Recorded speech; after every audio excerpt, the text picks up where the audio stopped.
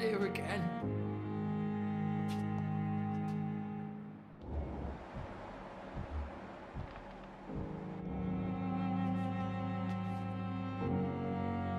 Good evening, Mr. Hampton. How do you feel? Dr. Reed, is it? Oh, sir, I must apologize for my behavior. What do you mean? I was not myself in the factory. Fear and exhaustion made me say awful things to you, I'm afraid. You remained perfectly nice and polite. A little delirious, perhaps. But who wouldn't be after enduring an abduction? Thank you, Doctor. That's a relief. Now all I need to do is rest and return to my flock.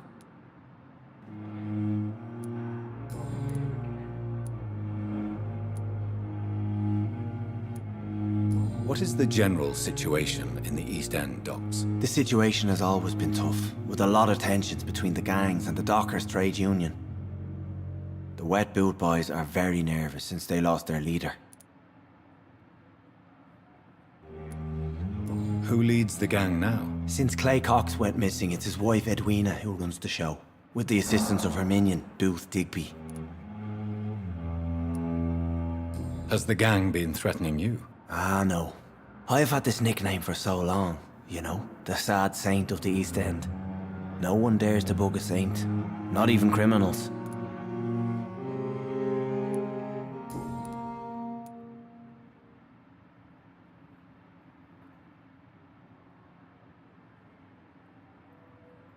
Do you know Tom Watts, the bartender from the Turtle? I met him before I found you in the canning factory. Tom? Yes, of course. Always the helping hand, good old Tom. Without men like him, corruption and despair would have wiped out the East End long ago. People are still in despair. How could it be otherwise? The authorities have left us all to rot in this contagious nightmare. No drugs, no advice, nothing. It's a damn shame. Who should I avoid in this part of town, then? Any particularly evil figures? Not really. Most men and women are just doing their best. And it's not my habit to speak ill of people I know, Doctor.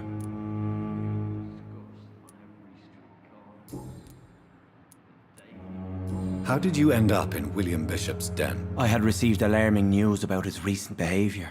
I went to his place and he refused to let me go. Why did he abduct you? William was an alcoholic. His addiction suddenly changed to blood. I don't know why. Just like a patient I met here. This Miss Hawcroft.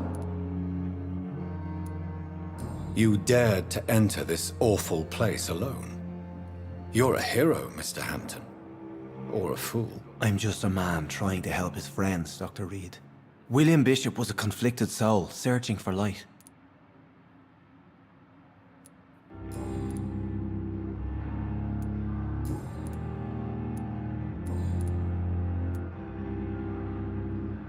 What do you do for a living, Mr. Hampton? I can't help but notice the cross around your neck. I manage a night asylum for the poor and homeless of the docks. And I try to guide the lost and hesitant on the right path to our Lord. Are you a priest, Mr. Hampton? A deacon, maybe? Not at all, Doctor. I'm just a man of faith willing to preach the good word. Why didn't you use your cross against William Bishop? To repel him somehow? That's a very strange question, Doctor.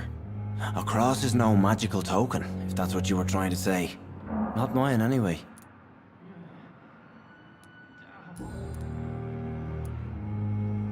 How do you feel, Mr. Hampton? Medically speaking, I mean. I feel exhausted. Beyond exhaustion, actually. William drank so much of my blood in his madness. I feel empty. You're in good hands here. Dr. Swansea is well versed in blood transfusion, and I'm sure he'll take the best care of you. Thank you, sir. I believe all I need is rest.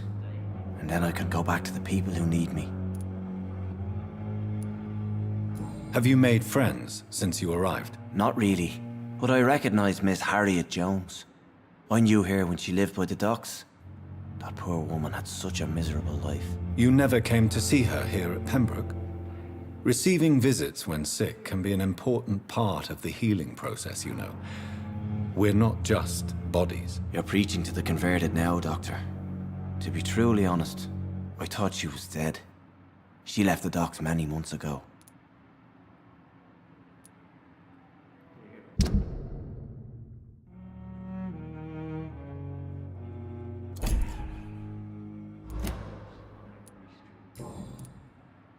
Goodbye, Mr. Hampton. We'll talk again later.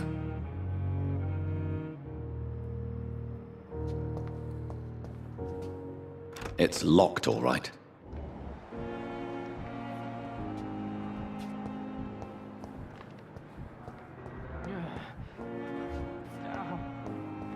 The pain. It's there again.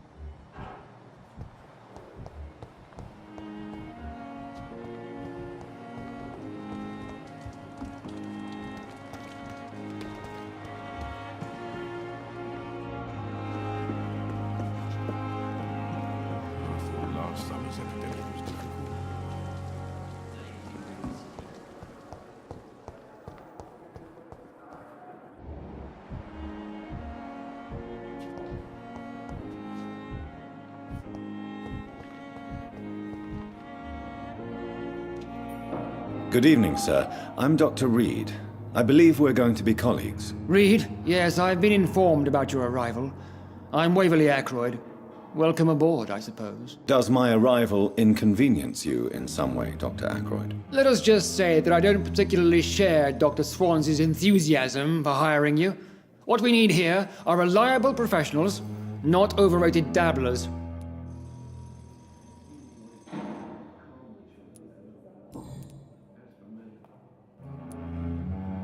If you have a problem with me, Dr. Ackroyd, please feel free to tell me. Dr. Swansea has imposed your presence on this hospital without asking anyone's advice. The benefit of his position. But I don't agree with it. I know we've never met before, but I believe this hospital could use all the help it can get. You will agree with that, I'm sure. Oh, but I have heard about you, Dr. Reed. Of course, you can't say the same about me, since I have not wasted my time courting the press. There is no need for such animosity between us. Don't you think the epidemic is already enough to deal with? That is one point we could agree on. And that is precisely why I want to be sure that you will be of help to this hospital, instead of a burden.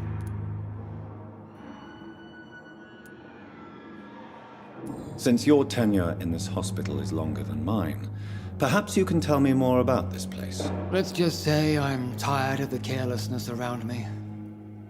I have always respected the skills of Dr. Swansea, but over time his enthusiasm has become displaced. Carelessness? Exactly what are you talking about? We're here to save lives. The people who trust us are not volunteering for experimentation. They're here to be healed. I don't intend to run any radical experiments, Doctor. Even if I, as any good practitioner should, express an interest in pushing the boundaries of medical research. Modern medical methods were created through audacity and ego. But there are rules in our line of work, and they're here to protect our patients.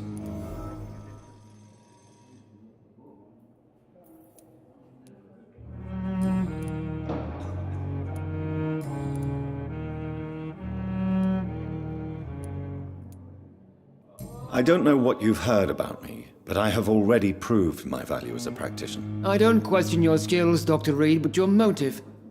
Is it money, fame, or are you truly dedicated? And what exactly is that supposed to mean? I served in the war just like you.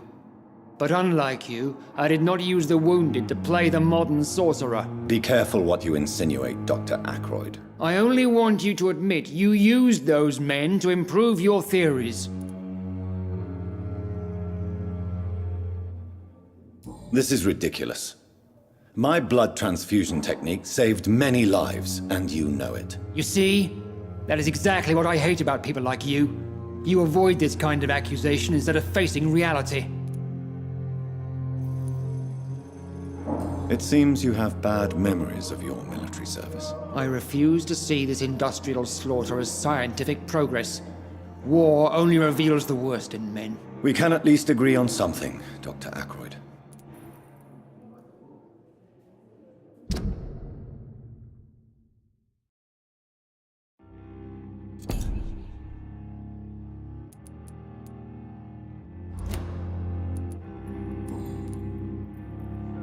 Thank you for your time. We'll talk later.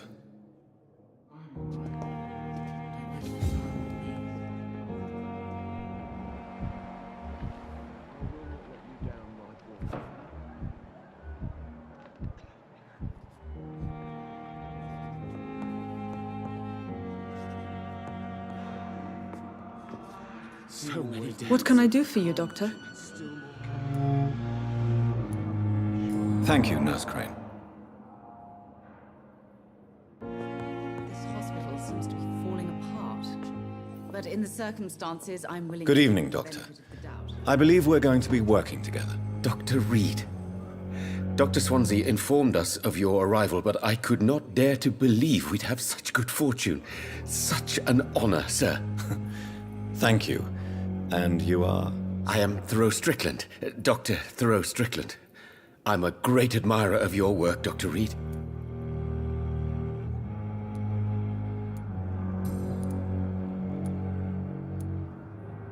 Please, could you tell me something about yourself? I'm a great admirer of your work concerning blood transfusion, Dr. Reed.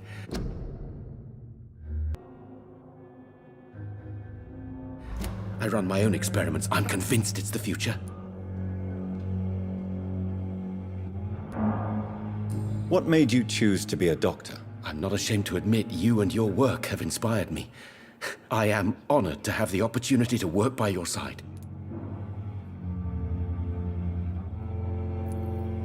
It's always a pleasure to share scientific and medical knowledge with someone eager to learn. I'll be glad to help you if I can. This epidemic may be the century's most terrible disaster, but I'm convinced that we, as doctors, are the only ones able to defeat it. I based my technique on my mentor's research. He helped me perfect my method.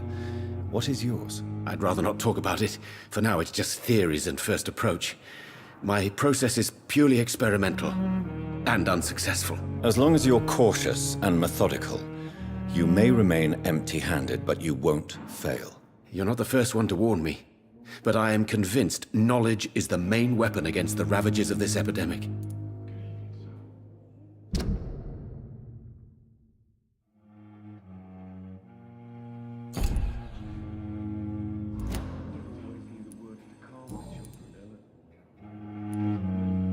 What can you tell me about the Pembroke? Well, it has always been an honor to work with Dr. Swansea. But with your arrival, I can't think of a better opportunity to learn about blood transfusion.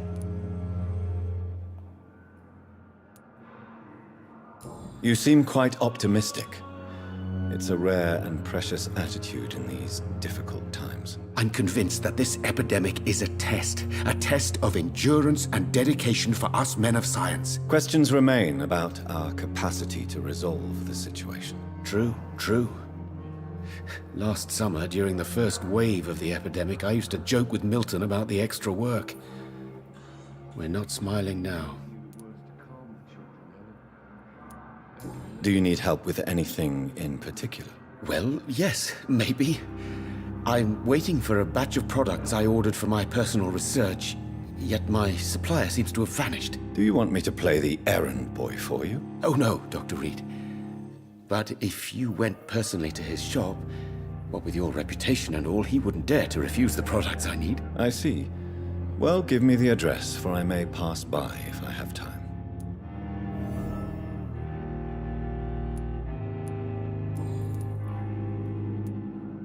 What do you think of Dr. Ackroyd's aversion to modern medical methods? It's a shame he's so narrow-minded. Dr. Swansea taught me that science is about exploring uncharted territory.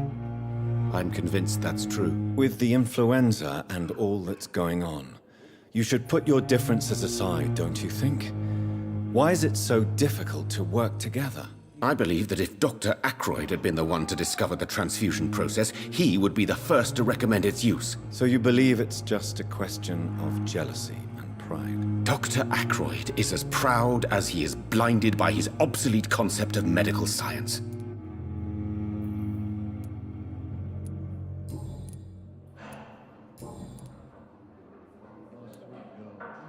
Tell me more about your willingness to experiment with new medical techniques. Harvey Fiddick is a patient suffering from a severe injury that could cripple him if not treated correctly.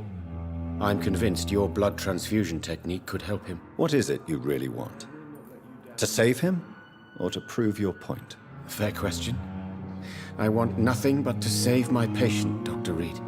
Especially since I know Mr. Fiddick's story.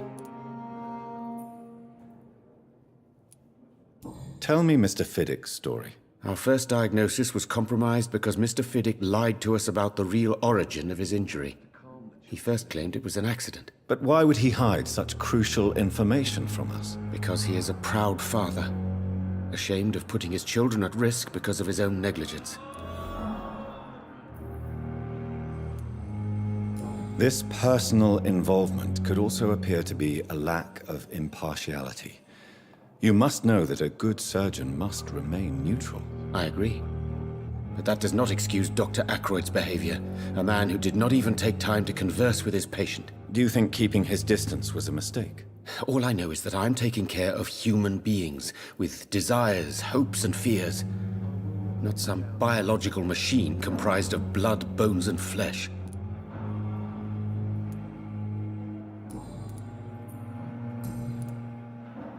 Goodbye, Dr. Strickland. You always knew the words to calm the children, Ella. As for me, what a blundering idiot.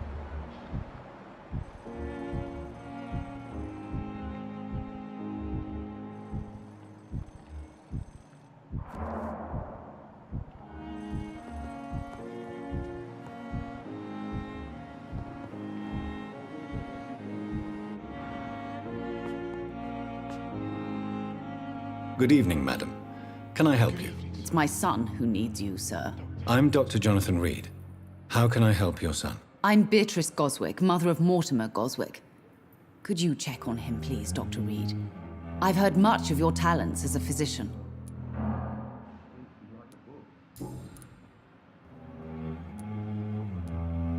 What can you tell me about yourself, Mrs. Goswick? Not much to say. Just take care of my Mortimer and I'll cover all the expenses. That's all that matters.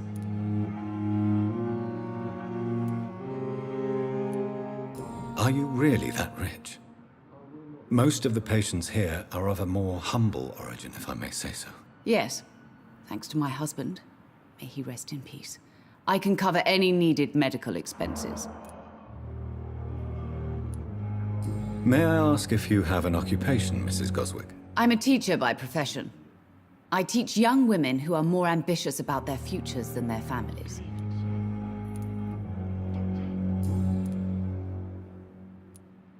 What do you think of your reception here? Any complaints? I have had the uttermost reservations about this hospital since we arrived. But we had no other choice, considering the state of emergency. Is there something in particular that's bothering you? Some of the staff were not especially welcoming. I suspect they're not accustomed to dealing with patients of such social standing.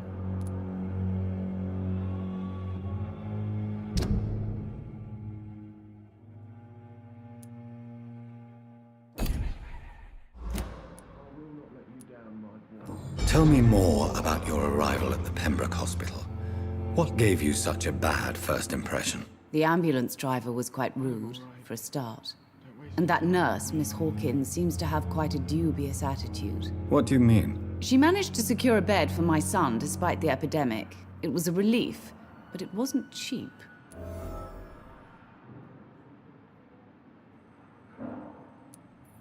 She charged you for a bed? Yes, and I paid without question, considering the urgency of the situation.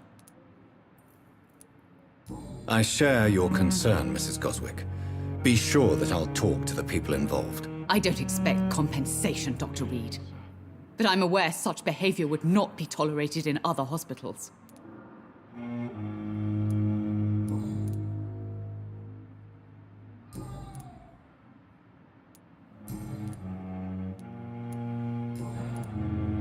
Goodbye, Mrs. Goswick.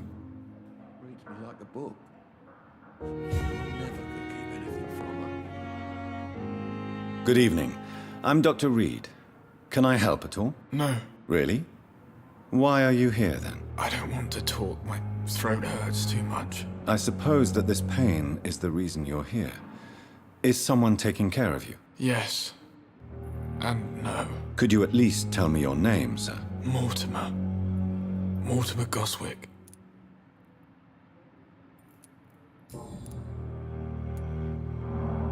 How painful is your throat, Mr. Goswick? So painful I'd rather not talk at all, Doctor. I'm sure you realize a doctor and his patient have to communicate, sir. Would it help if I gave you some paper and a pen? Not really. I see. Then maybe it's not just your throat that hurts, Mr. Goswick. Perhaps your sore throat is just the consequence of something more hurtful. Yes, maybe. But I don't want to talk or even write about it now. Why did your mother have you hospitalized here? She seems convinced this is a bad hospital. My mother just wants the best for me. She won't rest while I'm here. She'd go all the way to hell and back to help me. Pembroke Hospital may look unorthodox, but rest assured you're in good hands here. It's not me you have to convince, Dr. Reed. It's my mother. Is your mother bothering you? As your doctor, I can ask her to leave you alone if you would prefer. That's tempting, Doctor. But you have no idea what my mother is capable of. She would tie herself to my bed if you asked her to leave.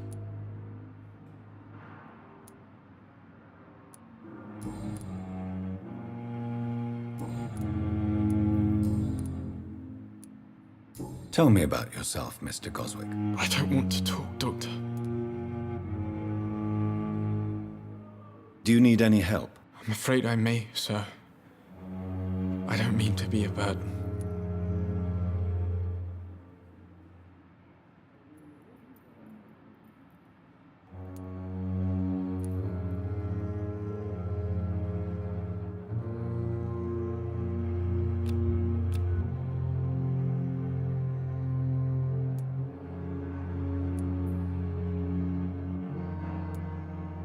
I will see you later. I have to go now, sir. But don't hesitate to contact me if you need any help. Good evening, sir. Doctor.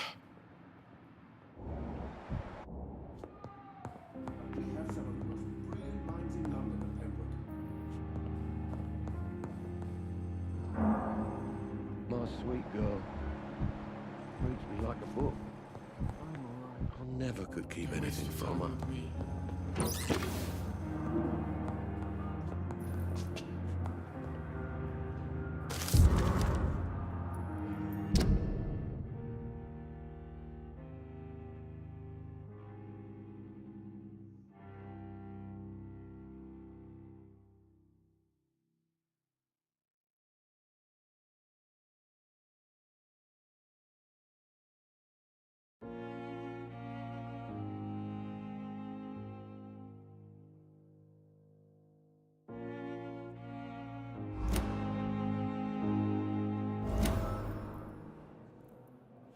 You always knew the words to calm the children, Helen. As for me, what a blundering idiot. Good evening, sir. I'm Dr. Reed. May I help you? I don't know if a third opinion is needed. Your colleagues are already arguing about my condition. I see. Would you mind telling me more about your situation? I'm Harvey Fiddick. All I want is to get me bloody arm fixed properly.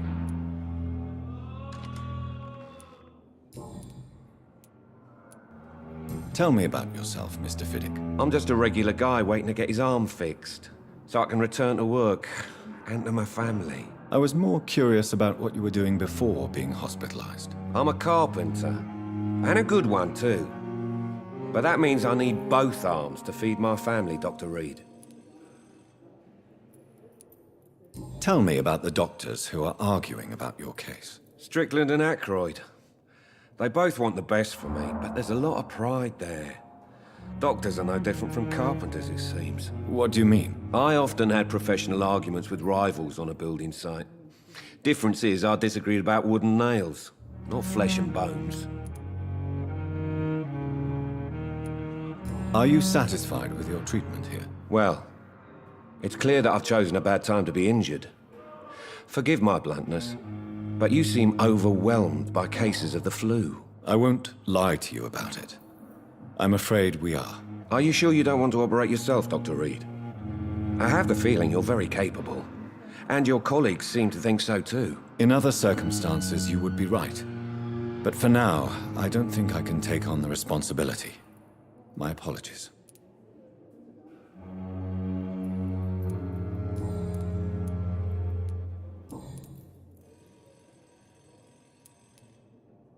You seem worried about the safety of your family.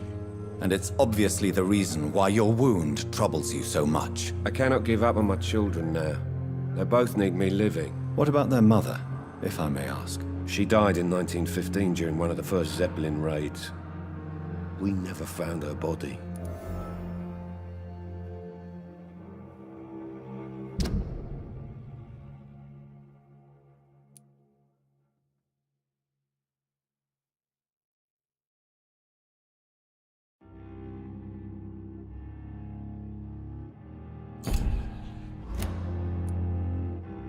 Tell me about your injury, Harvey. Why do you feel so guilty about it? My wife died because of me. And now I may lose everything because I've been careless enough to hurt myself. What an arsehole. How could your job be responsible for your wife's death? I was working a double. She went out to bring me a hot meal and got caught in a German bomb raid.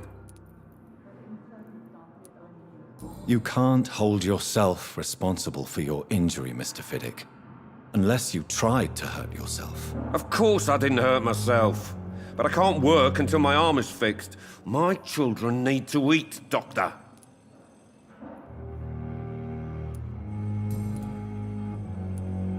Tell me more about the death of your wife, Harvey. 1915. I was in the army. Building workshops for the Royal Flying Corps. Helen was happy I wasn't sent to the front. What happened? The Germans sent Zeppelins to bomb the construction site, but they missed their target.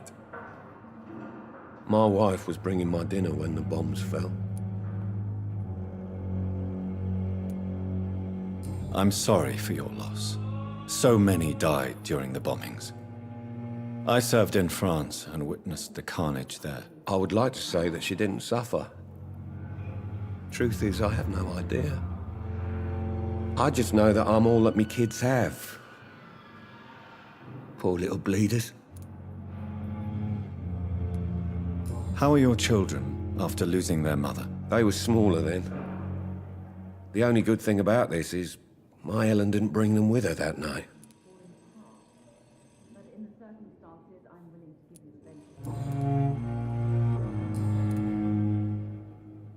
Goodbye for now, Mr. Fiddick. I'll see you later. Sweet girl. Reads me like a book. I never could keep anything from her.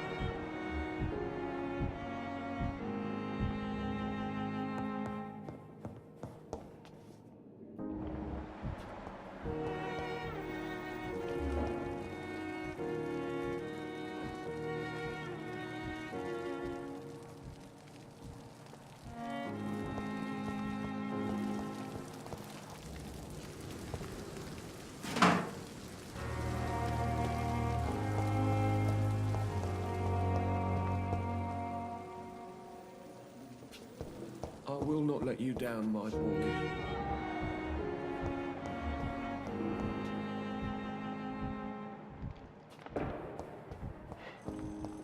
Thelma Howcroft said she was being watched by vampire hunters. Where are they hiding? I should investigate. I'm sorry you ended up.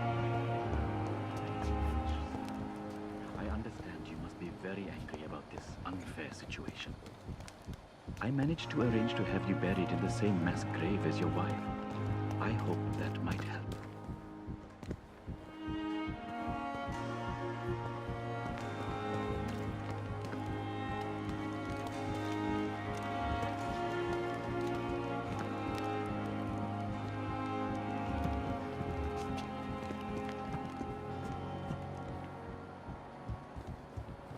I'm sorry you ended ended up on my plain and cold medical bench. It's locked. I understand you must be very angry about this unfair situation. I managed to arrange to have you buried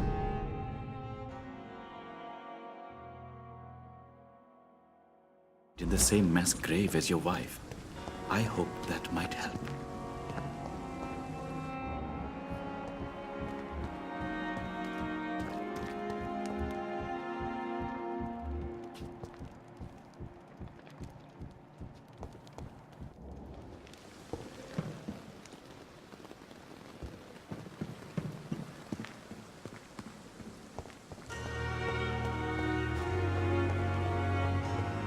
I'm sorry you ended up on my plain and cold medical bench, sir.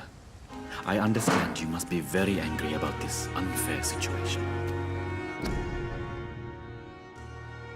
I managed to arrange to have you buried in the same mass grave.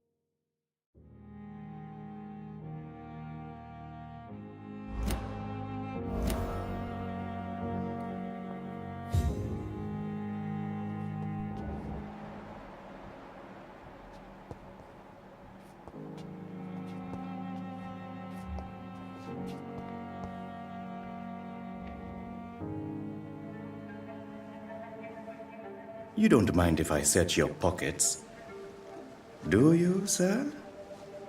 You won't need any of these anyway. I'm not stealing from you, mister.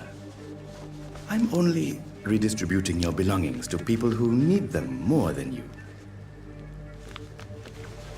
You see, no one has claimed your body, sir, so it would be such a shame to bury you with your valuables. I will not forget you, sir, and I thank you for your generous donation.